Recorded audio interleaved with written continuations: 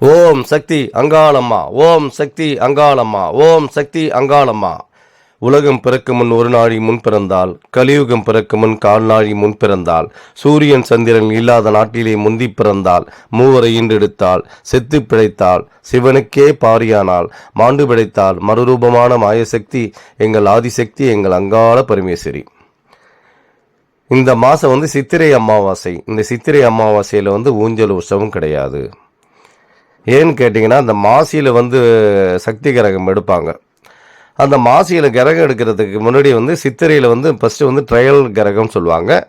அந்த மாசியில் மெயின் கிரகம், அதுதான் சக்தி கிரகம். அதுதான் 13 நாள் தேர் திருவிழா விட்டதெல்லாம் பார்த்துருப்பீங்க. மயான கொல்லபுரத்துலேருந்து சக்தி கிரகம் எடுக்கிறதுலேருந்து சிவன் பிரம்மகத்தி தோஷத்துலேருந்து விடுதலை ஆகிறது. இந்த 13 நாள் திருவிழாவும் சிறப்புமிக்க திருவிழாவாக இருந்து நிறைய பக்தர்கள் நிறைய பேர் கலந்துக்கிட்டீங்க.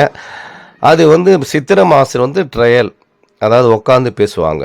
உட்காந்து யார் எடுக்கணும், எந்த குடும்பத்தார் எடுக்கணும். ஏன்னா இங்கே 1000 பூசாரி இருக்கிறாங்க. 1000 பேர் வம்சாவழி 7 வம்சாவழி பூசாரிகள்னு சொல்லிட்டு, இதில் அரங்காவலர்கள், தலைமை பூசாரிகள்னு சொல்லிட்டு நாங்கள் ஒரு 1000 குடும்பம் வந்துட்டுருக்கோம். மீனவ சமுதாயம் தான் இந்த கோயிலை நாங்கள் ஆண்டுக்கிட்டு வந்துட்டுருக்கோம். அந்த காலத்துலேருந்து எங்களுக்கு இந்த கோயில் எப்போ உருவாச்சுன்றது எங்கள் தலைமுறைக்கும் தெரியாது, எங்களுடைய யாருக்கும் சொல்லலை. ஆதி காலத்துலேருந்து பூஜைகள் பண்ணிகிட்டு இருக்கோம். அந்த பூஜைகள் இந்த மாதிரி தான் பண்ணணும்னு ஒரு வழக்கத்தை வச்சுருக்கிறோம். அப்போ சக்தி கிரகம் யார் எடுக்கிறது அப்படின்னு சொல்லிட்டு உட்காந்து பேசுவாங்க. இந்த குடும்பத்தாரர் எடுக்கணும்னு சொல்லிட்டு அம்மா சொல்லும். அதுக்காக தான் பூசாரிகள் எல்லாருமே கலந்துக்கிட்டு உட்காந்து பேசி ஒரு முடிவு பண்ணுவாங்க. அதுதான் சித்திரை மாதத்தில் முடிவு பண்ணி அவர் தான் கிரகம் ஒத்திகை பார்ப்பார். அவர் தான் பார்த்தீங்கன்னா மாசி மாதம் தேரில் சக்தி கிரகமாக எடுத்து ஆடிட்டு வருவாங்க. இது ட்ரெய்லர் கிரகம்னு சொல்லிட்டு சொல்லுவாங்க. அதனால தான் பார்த்தீங்கன்னா மாசி மாதத்துலையும் சித்திரை மாதத்துலையும் அமாவாசை ஊஞ்சல் உற்சவம் கிடையாது. அதுக்கு பதிலாக சக்தி கிரகம் வரும். மற்ற எல்லா மாதத்துலேயும் ஊஞ்சல் உற்சவம் உண்டு. இந்த மாசிலையும் சித்திரையில் மட்டும்தான் ஊஞ்சல் உற்சவம் இல்லை. அது எப்பயுமே கவனத்தில் வச்சுருக்கலாம். அதுதான் இவர் தான் அந்த கிரகத்தை எடுக்க போகிறவர். அவருக்கு தான் அந்த நெருப்பு ஏந்திக்கிட்டு பாருங்கள், அது மேலே தலையை வச்சுருவாங்க.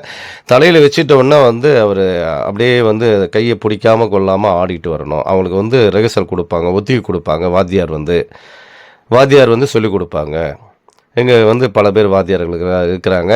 அவங்களாம் சொல்லுவாங்க, இந்த மாதிரி தான் நடக்கணும், இப்படி தான் ஆடணும், இப்படி தான் அந்த கிரகத்தை சுற்றி ஆடிக்கிட்டு வரணும், கிரகத்தை கையாலே பிடிக்கக்கூடாது அப்படிங்கிற மாதிரி தான் அவருக்கு பயிற்சி கொடுப்பாங்க. அதுதான் குரு சொல்லி கொடுத்துட்ருக்காரு.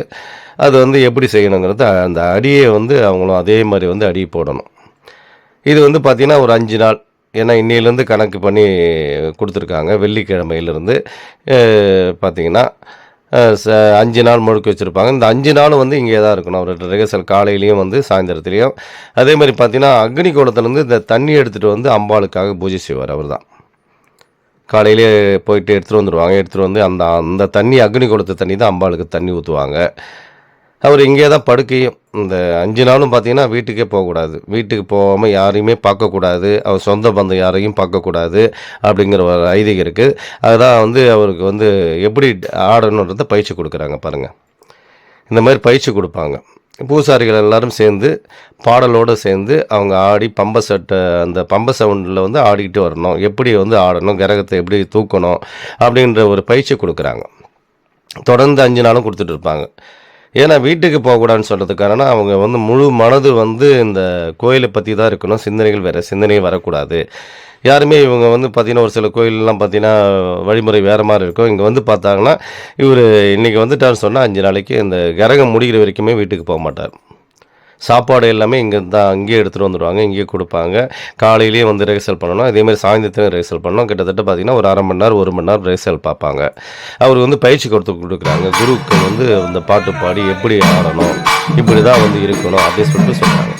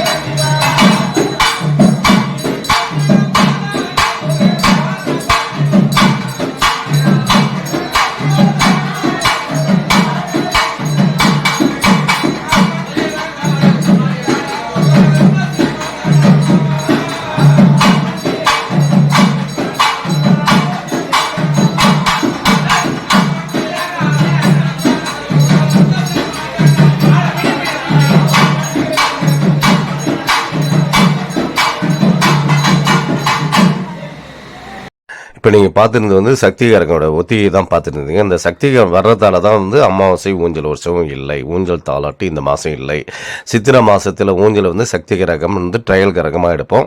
அதுதான் வந்து மாசையில் வந்து மெயின் கிரகம் சக்தி கிரகம். அதான் வந்து அந்த பிரம்மகத்தி தோஷம், சிவனுடைய பிரம்மகத்தி தோஷம் நிவர்த்தி ஆகிறது அந்த டைமில் தான். அதனால தான் சக்தியாக வந்து அம்மா வந்து கிரகத்தை எடுத்துகிட்டு வந்து அங்கேருந்து அக்னி குளத்துலேருந்து வருவோம்.